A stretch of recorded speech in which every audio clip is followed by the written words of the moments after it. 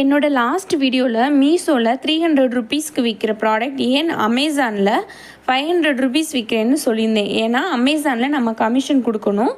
ஆனால் இப்போது மீஷோ கூட போட்டி போட முடியாமல் அமேசானே அவங்க வாங்குகிற கமிஷனை விட்டு கொடுத்துட்டாங்க. ஆமாங்க, அமேசானில் இனிமேல் அவங்க ப்ராடக்ட் சேல் பண்ணுறதுக்கு வாங்குகிற கமிஷனை ஸ்டாப் பண்ணிட்டாங்க.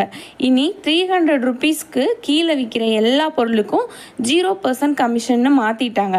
ஒரு எக்ஸாம்பிள் பார்க்கலாம்.